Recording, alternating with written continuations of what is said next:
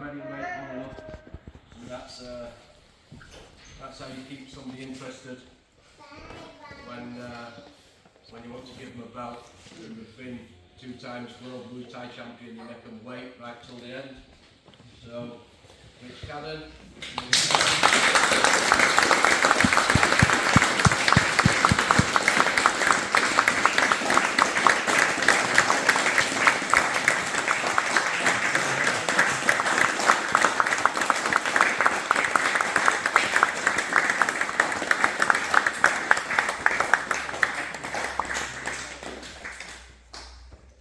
Obviously, I've known Rich a long time.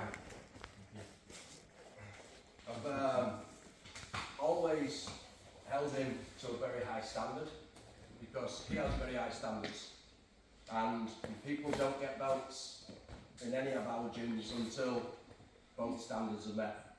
So I know Rich has a high standard for himself. I have a high standard for him as well, and I've spoken to him a few times on this. Took him a long time to get his blue belt, even though we're kind of ready for it. And he saw other people getting promoted, not from our gym, but guys that he'd beat in competition were getting promoted kind of above him. And it was just right, just keep going, keep going, keep going. So like I say, cause when you've been like twice world champion in Muay Thai, you've been over, you fought in front of royalty and things like that.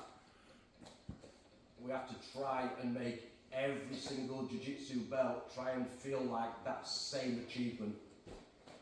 So that's why I think we've held him to such a high standard, and why we've always kind of just held back a little bit, like just a little bit longer, just a little bit longer, because I know the longer it goes on, the more that he's going to appreciate it.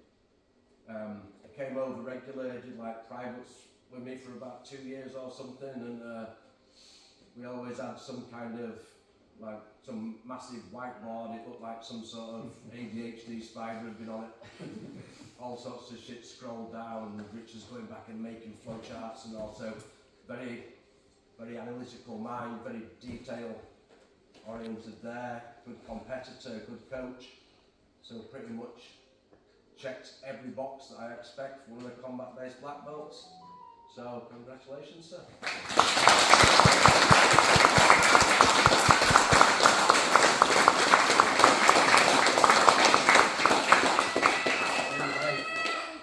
You're right. It's one of them emotional moments.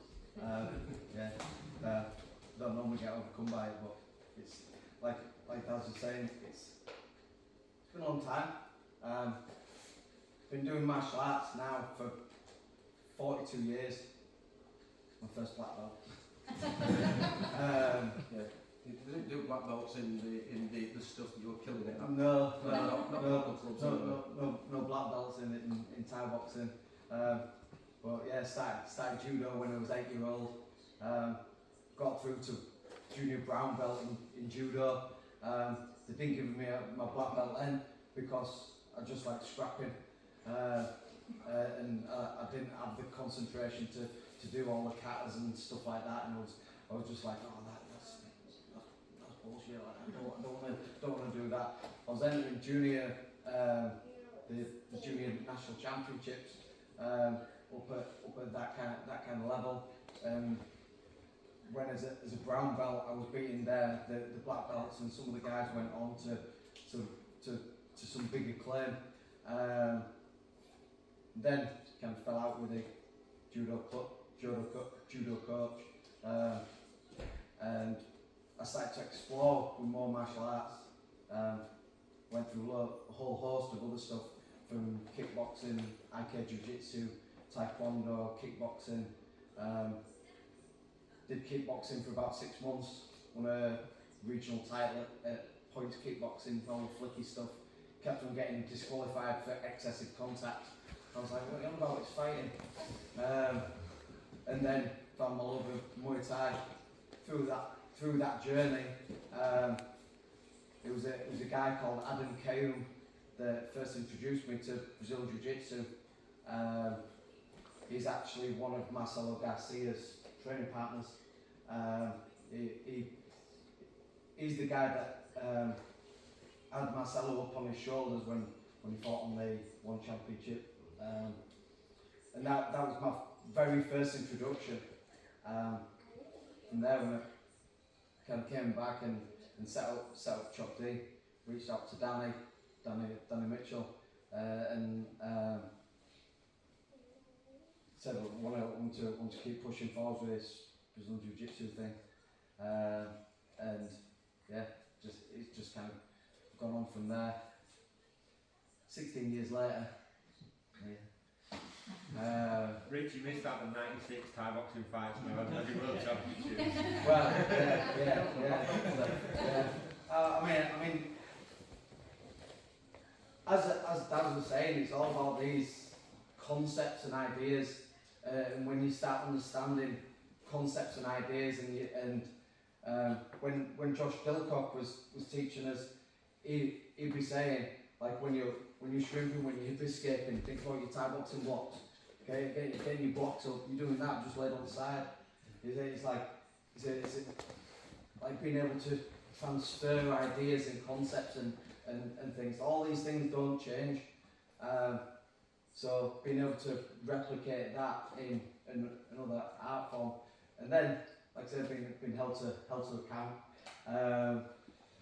and keep us on the right path. Is like I say, it's one of those where I've been challenged. We've been through some rough times through COVID, and nearly shut us down. And we had all the bother through that. But we endure. We're loyal. We keep going. We keep driving. And Dad's asked us. He says, what do you need to get to your next belt? And I was, there was some like technical issues, but you admit that you get to a stage, and it's not about the belt. It's about the process. It's about enjoying the learning. And when I literally live in here, I